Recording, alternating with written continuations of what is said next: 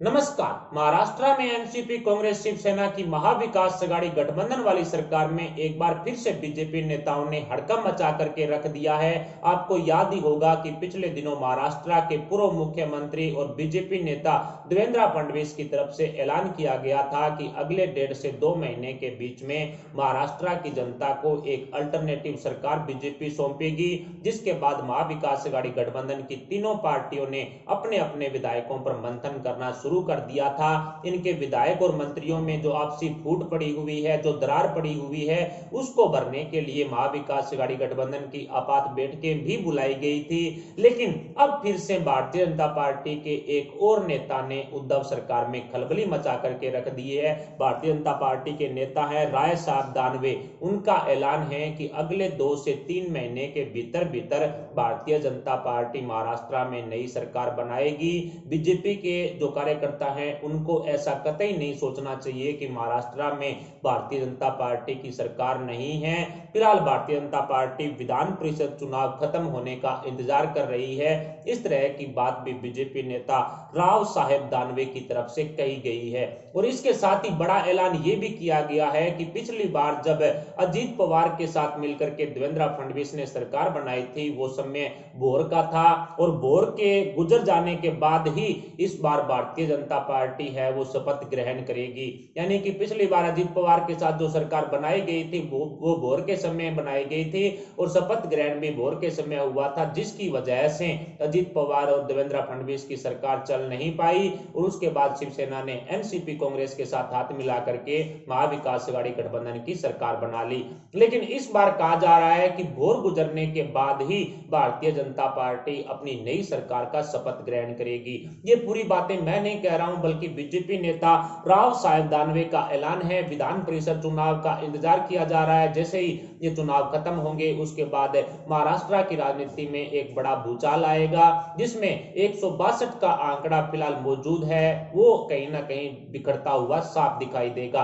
वैसे भी कांग्रेस ने शिवसेना के साथ दूरियां बना ली है। अजीत पवार के बीजेपी में शामिल होने के कई बार कयास लगाए जा चुके हैं। इसके अलावा शिवसेना के विधायकों में आपसी फूट पड़ी हुई है। अपने खुद के राजनीतिक करियर को लेकर के शिवसेना का विधायक उद्धव ठाकरे का साथ भी छोड़ना चाहते हैं। इस तरह की खबरें भी महाराष्ट्र की राजनीति से आती रही है। और अब फिलहाल संजय राउत और देवेंद्र फडणवीस के बीच में जो मुलाकात हुई थी उसको लेकर के कयास लगाए जाने बढ़ गए हैं। लेकिन ये तो तय है कि शिवसेना को अब बीजेपी किसी भी हालात में एक्सेप्ट नहीं करेगी। और वैसे भी बीजेपी के कार्यकर्ताओं में शिवसेना की वापसी से नाराजगी है, जिसकी वजह से बीजेपी इस तरह का कदम नहीं उठा सकती कि शिवसेना की घर वापसी हो जाए और महाराष्ट्र में एक नई सरकार बनाई जा सके। लेकिन जिस तरह से महाविकास आघाड़ी गठबंधन की कांग्रेस, एनसीपी और शिवसेना के इन नेताओं के बीच में, इनके विधायकों के बीच में, इनके मंत्रियों के बीच में जो आपसी अनबन चल रही है, उसी फूट का फायदा भारतीय जनता पार्टी उठा सकती है। इस तरह की खबरें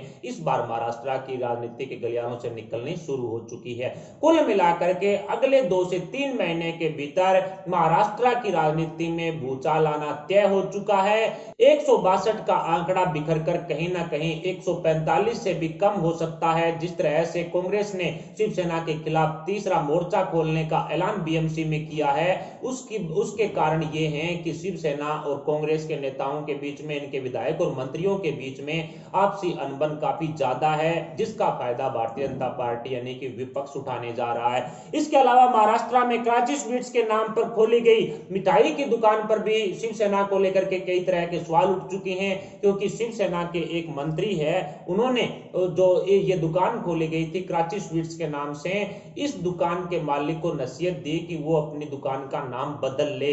यानी कि कहीं ना कहीं राष्ट्रवाद के मुद्दे को शिवसेना के मंत्री ने उठाया। लेकिन उसके बाद संजय राउत का बयान आया कि इस तरह से क्रांची स्वीट्स का नाम बदलकर और नाम रखने का फैसला है वो शिवसेना के मंत्री का खुद का घरेलू फैसला है, पार्टी का इस तरह का कोई फैसला नहीं है। यानी कि महाराष्ट्र के अंदर एक मिठाई की दुकान खोली गई जिसका नाम रखा गया क्रांची स्वीट्स, जिस पर शिवसेना के एक मंत्री ने आपत्ति जताई, नाम बदलने की नसीहत दे दी।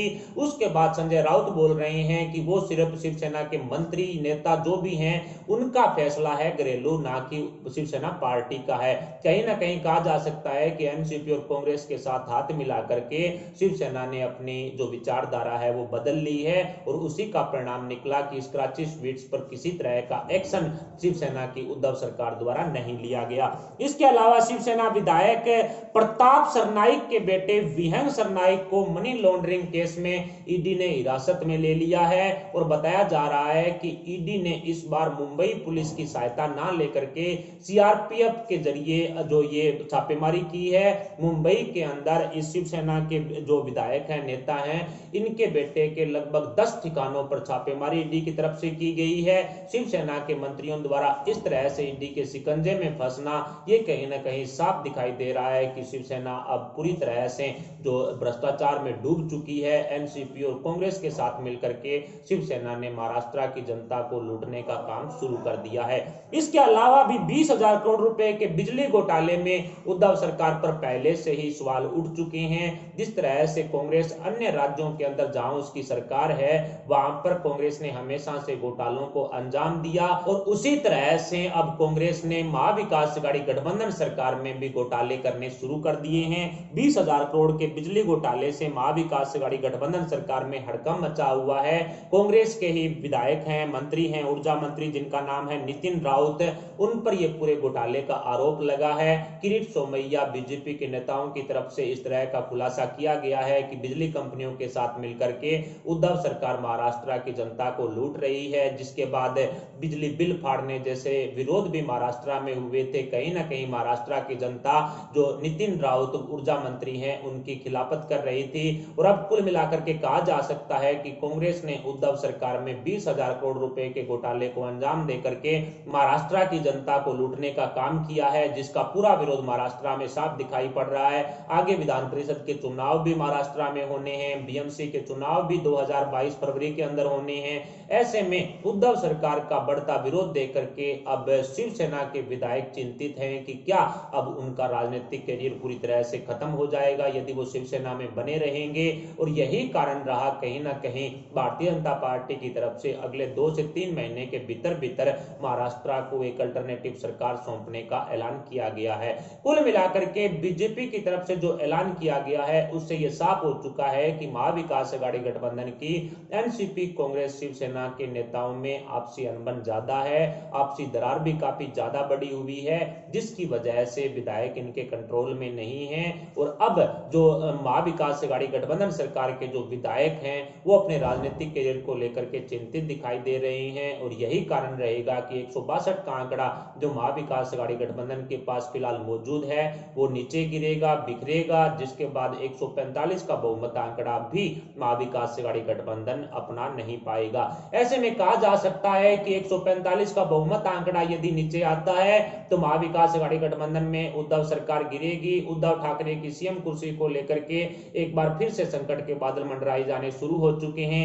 बीजेपी नेताओं की तरफ से जो ऐलान किया गया है उससे तो यही साबित हो रहा है कि अगले 1-1.5-2 महीने के भीतर भीतर महाराष्ट्र की राजनीति में कोई ना कोई बड़ा भूचाल आएगा। कुल मिलाकर के कहा जा सकता है कि महाविकास अघाड़ी गठबंधन सरकार पर संकट के बादल मंडराने शुरू हो चुके हैं और अब कांग्रेस और शिवसेना के विधायक, नेता और मंत्रियों के बीच में जो आपसी दरार बढ़ी है उससे कहीं ना कहीं उद्धव ठाकरे का साथ कांग्रेस छोड़ सकती है, इस तरह के संकेत मिल रहे हैं। बीएमसी चुनाव को लेकर के कांग्रेसी नेताओं ने तीसरा मोर्चा खोलने का ऐलान कर दिया है। संजय राउत अब शिवसेना के विधायक और मंत्रियों का पक्ष नहीं ले रहे हैं। जिस तरह से ये कराची स्वीट्स वाली बात सामने आई, शिवसेना के मंत्री की तरफ से जो फैसला लिया गया उसको संजय राउत ने एक तरह से पार्टी का फैसला ना बता करके जो मंत्री का स्वयं का फैसला बता दिया। यानी कि कुल मिलाकर के शिवसेना के नेता, विधायक और मंत्रियों को खुद उद्धव ठाकरे, संजय राउत और शिवसेना पार्टी की तरफ से ही सपोर्ट नहीं किया जा रहा है। तो ऐसे में उद्धव ठाकरे के विधायक कैसे शिवसेना में टिके रहेंगे?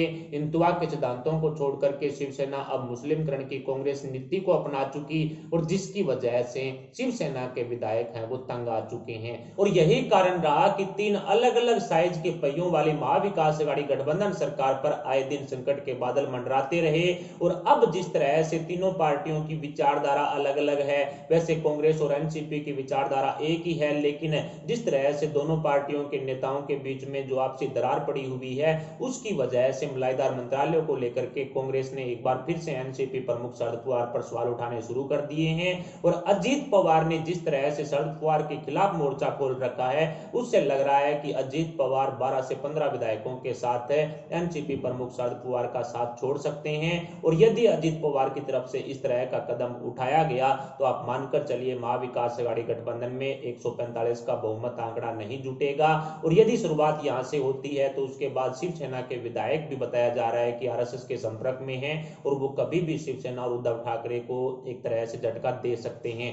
कुल मिलाकर के कहा जा सकता है कि एनसीपी, कांग्रेस, शिवसेना के विधायकों पर अब मंथन शुरू हो चुका है। तीनों पार्टियों ने अपने अपने विधायकों को बचाए रखने की कवायद शुरू कर दी है, लेकिन बीजेपी ने जिस तरह से सेंधमारी करने का काम किया है, उससे यह साफ नजर आ रहा है कि अगले 1.5-2 महीने के भीतर महाराष्ट्र की राजनीति में बड़ा भूचाल आएगा। और इस भूचाल में उद्धव ठाकरे की सीएम कुर्सी पर संकट के बादल मंडराएंगे। और इस बार यदि उद्धव ठाकरे की सीएम कुर्सी उनके हाथों से चली गई तो दोबारा शिवसेना का सत्ता में लौटना मुश्किल नहीं बल्कि नामुमकिन हो जाएगा, क्योंकि कांग्रेस पहले से शिवसेना से नाता तोड़ चुकी है बीएमसी चुनाव को लेकर के, और शरद पवार भी कुछ ऐसा ही करेंगे जिसके बाद शिवसेना अकेली रह जाएगी। कुल मिलाकर के महाविकास अघाड़ी गठबंधन में उद्धव ठाकरे की सीएम कुर्सी पर क्या कांग्रेस, एनसीपी, शिवसेना के विधायक संकट के बादल मंडरा सकते हैं? क्या बीजेपी अगले 2-3 महीनों के भीतर महाराष्ट्र को एक अल्टरनेटिव सरकार सौंप देगी?